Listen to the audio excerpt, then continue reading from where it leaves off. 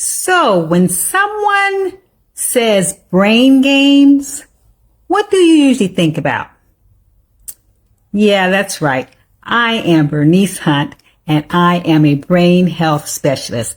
I work with women just like you who are starting to notice a few memory challenges, and I help you to stay sharp so that as you age, you can still travel, have fun with your grandkids, and experience new adventures without missing a beat.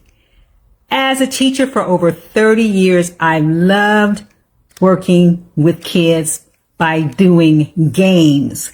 I thought it was just a fun way to learn. It kept them engaged, they were motivated to try their best, and it was fun.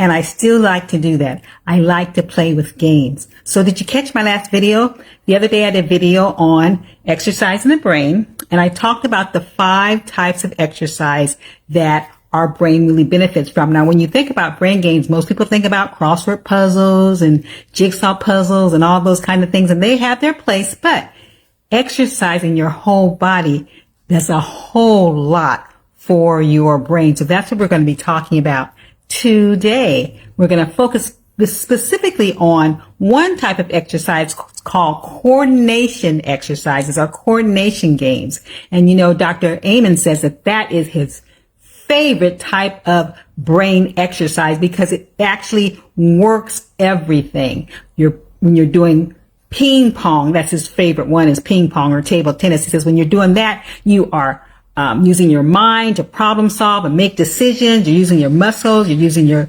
vision and sight strategically. He says it's just excellent. It's his favorite type of coordination game. But there are a lot of other types too. So we're going to talk about them. And basically we're talking about eye-hand coordination or eye-foot coordination. Okay. We're using your body and your mind. Okay. And that has been proven to be very beneficial. They even did a study with older people, having them do different coordination games for a period of time. And they found that it improved their testing on some cognition tests that they later gave them. Did you know that it improves even reading fluency and reading comprehension? It is great for your brain. The coordination exercise, it's talking about your cerebellum, the back of your brain, and that's working on coordination. But it also links into the front of your brain and the prefrontal cortex. And that's where you have decision making and judgment and all of that. And so those things are working together. And it says when you have that combination, you get smarter. So it's going to make you smarter and it's going to make you more focused and in control. Okay. And we already know about those happy hormones when we talk about exercising. We're talking about it stirs up your serotonin and your dopamine and stuff and makes you happy and gets you in that great mood. And a lot of people like to exercise for that very reason. And that is true. It also so it helps you with depression and emotionality and all of those things. So it's so much to exercise. And we're talking about coordination games today. Okay. So believe it or not, there are a lot of coordination exercises and games out there. Some that you're familiar with, some that you aren't, some that you used to do when you were little. We're talking basically about sports games, recreational games, but there's also intentional coordination games that you can do as well. So if you like basketball, if you like dancing, if you like tennis, if you like ping pong, if you like bowling, all those things we're using eye-hand or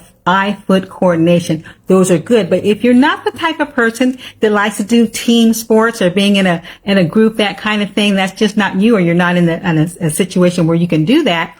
Or if you're not ready to do a whole lot of movement, you still can do coordination games.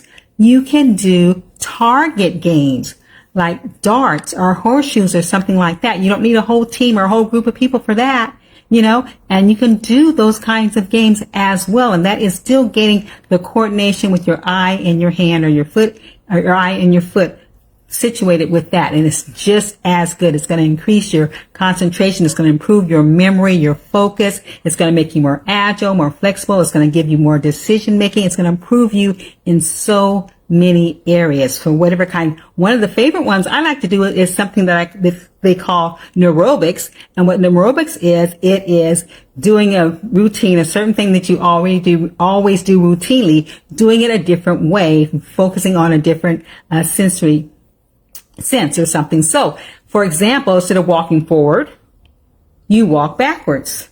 Now, clear the way so you don't be stumbling and killing yourself and falling over everything. But walking backwards, you can just see how that's going to get your brain functioning. It's going to get concentration. It's going to take time and thought for you to do that coordination. Walking is something you do every day, but if you walk backwards, yeah, you are strengthening your brain. Also using the opposite hand. So whatever your dominant hand is, if you're right-handed, try doing things with your left hand. And you can see how your brain is going to have to work a little harder to do the same kind of thing you usually do all the time. So I like neurobics there. But I also stumbled upon something called coordination finger games. And those are a little hard for me, but I could see where it's going to actually get your brain stimulated. And so there's two that I came across. One was called the pinky thumb, where you use your thumb and you use your pinky finger. Okay, so you're going to use your thumb and your pinky finger, and then you're going to switch. So you're going to move into this thumb and this pinky finger, okay? You switch back. And the thing is, you try to do it as fast as you can. But you see how I have both of them up? I know I have both. One thumb, the other pinky finger. Switch. One thumb, the other pinky finger. Ah! You see how I'm really having to think about what I'm doing. And the lady, she was doing it really fast. So the thing is for you to increase it. But you can see how it's getting that's my thumb. There's my pinky. You see how it's getting my thought process as I'm working on coordination. I can do it this one. This way I can do faster. I think this one I have a little trouble with, but you can see how I can practice that. You can just do that sitting on your couch or sitting in front of the TV. The other one was called, I don't know what it was called, but I'm calling it the peace and pointer. And it's the same kind of thing. You're going to have one hand showing the peace sign, one hand pointing, and then you're going to switch it. So one's pointing and one's doing the peace sign. Then you're going to switch it back. So one's the peace and one's doing the pointer. You see I need a lot of work with this, huh? But you can try it. You can try it, okay? The thing is to do it faster. Peace and pointer. Peace and pointer, but they're supposed to move simultaneously. At the same time you switch it, which you see I'm not doing as well. I need a lot of work with that, but you can see how that's working and making me think and strengthening my brain. So those are some things you can do if you want to do a lot of the physical things. You can do something that's less bodily physical for you. Okay. So there's no excuse not to do it, whether you're going to do, full body movement, or if you're just going to use your finger practice, get those coordination games going. Now, the last video I had, it was also about exercising. It talked about the 5 things, and I did a handout called Exercising Your Brain, and it listed a lot of coordination exercises because typically we may not think about doing the things.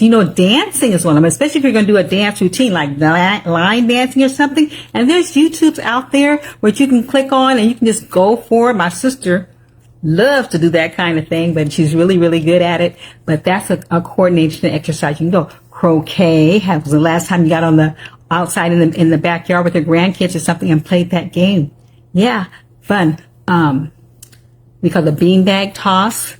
Juggling, which I tried to do a couple of weeks ago. It was so much fun. But you want to do those things because it's stimulating your brain. Okay, so if you want a list of a lot of different suggestions, I have that for you. You can just go to my website, keepyourbrainsharp.com, and look in the resources. There's a resource library that you can get access to, and you can go ahead and download the whatever handouts there in there that you want, or print them out if you want, or just keep them on your phone or whatever. But that is a great resource for you. This is video number 160.